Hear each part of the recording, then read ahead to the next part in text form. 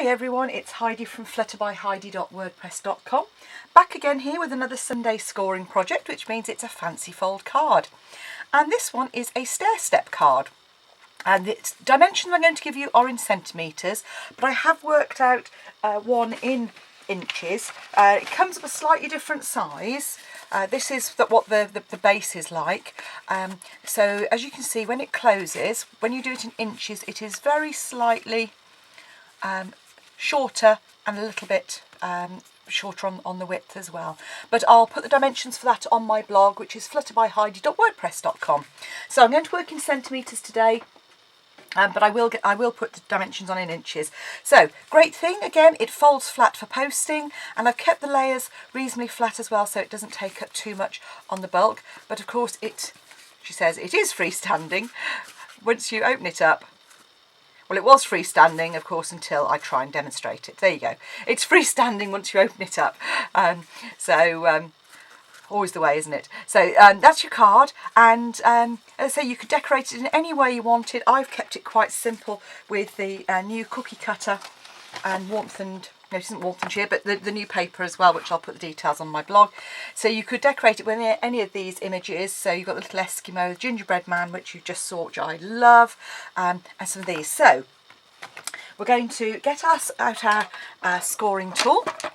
And you're going to take a piece of card that is 10.5 by 20 centimetres, and on the long edge you're going to do some full and some partial scoring.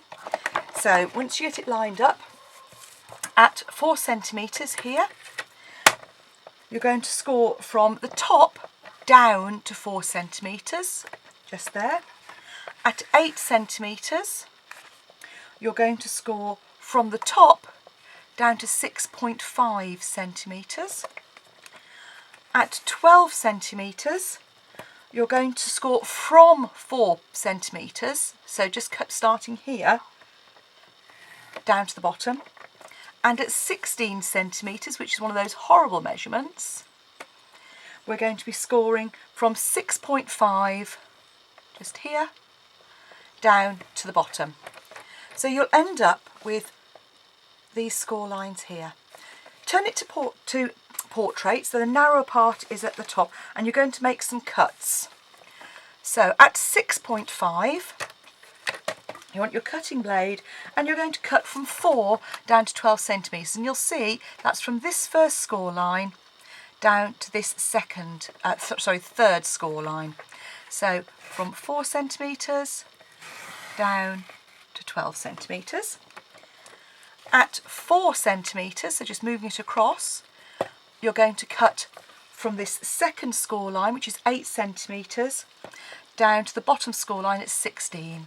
So that's from 8 down to 16. Okay, so you'll end up with a piece of card that has 4 score lines and 2 cut lines. And that's your card base done. So in order to make that work, you're going to just gently, as we've done before, fold these in a concertina fashion. So mountain, valley, mountain, valley, mountain, valley. So the first one on each one is a mountain, the second score line is a valley. And just fold that up and then bring in our bone folder. And there's our stair step card, just to prove it does stand up. Okay, so now it's simply a case of putting some layers onto it. Now the layers that you're going to make, you want the layers for the corners, and you want 2 of those, 1 for each of the corners. You want some little square layers to go in, and then you want a tiny layer for that middle bit, along with your sentiment and your decoration. So the measurements for these, you've got a layer here which is 7.5 by 6 centimetres, and the top layer is just half a centimetre shorter all the way around, so that is then 7 by 5.5 centimetres. And what I'm going to do is ink around the edges of this. So all I'm going to do here is I take my piece of Designer Series paper, DSP, and I just dab it gently on the edge. And that way you get a very fine inking around the edge. So it just covers up your white on there, and it just gives it a little bit of definition, which when you're putting it on to a strong colour, you see it just lifts it that little bit. There you go. So that layer, I'm just using my snail here, and then centre that onto your panel, your card base, just like so. I've already made another one, as you've seen. So again, that's the same dimensions, and that fits on the front left. Okay, so just centre that again. And then your little panels, you need a piece of cardstock that is 3.5 by 3.5, and the DSP, which we're going to use the same technique again, just dab it gently on the edge, so you just get that little bit of, hopefully you can see just there, and that is 3 by 3 centimetres. So layer that up.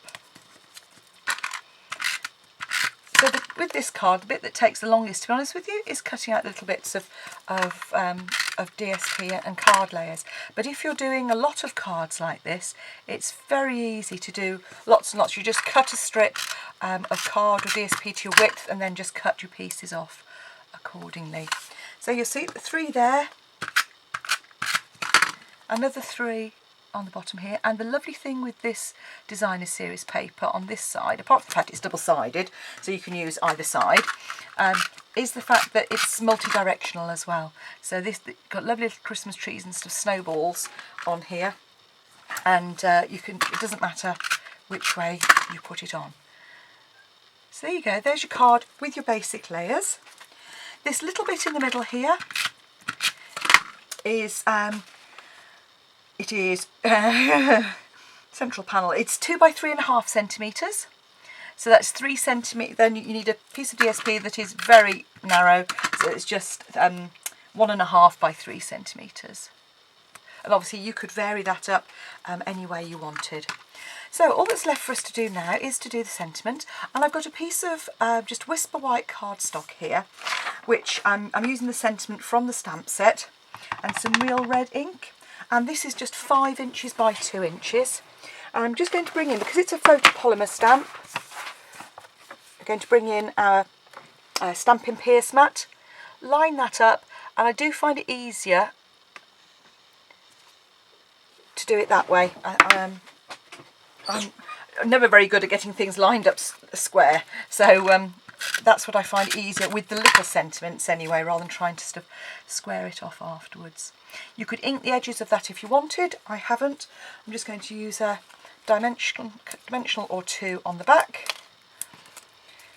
And then to line this up, what I do is fold the card up and then centre it like so.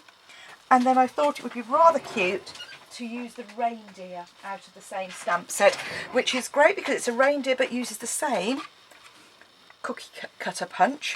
So in order to make him, we just need a scrap of crumb cake cardstock, which we're going to stamp him on. I say him, I'm kind of assuming it's Rudolph. I'm going to pop away my real red for just a second. So I'm using early espresso and some crumb cake just to stamp Rudolph out. And obviously you could shade that if you wanted. You want to spend a bit more time. If you're making quick and easy cards, you just need to stamp and punch. So having stamped him, just line up the punch. Just take a few seconds to try and get it as even as you can. Out comes your Rudolph. And you'll notice that I gave Rudolph a red nose, of course. So I'm just quickly cleaning off my stamp.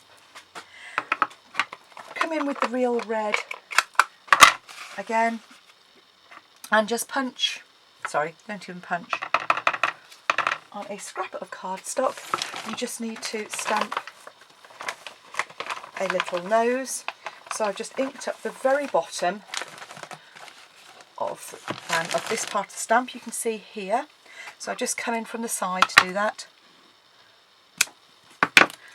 stamp it out, and then find your paper snips, which of course have gone, because I put them away, have gone missing, and just literally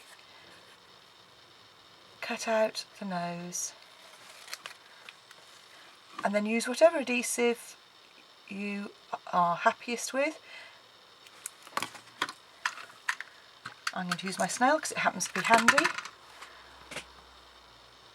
And there we have one reindeer with a red nose, ready to be popped up on some dimensionals. And a couple of dimensionals is all you need. You don't have to cover the back with loads of dimensionals. And again, just pop him on the front there. And there you have a very pretty stair step card, ready for Christmas. And you could make a whole batch of those quite quickly. And there you go. I hope you've enjoyed them. Come back and see me again soon, and bye for now. Bye now.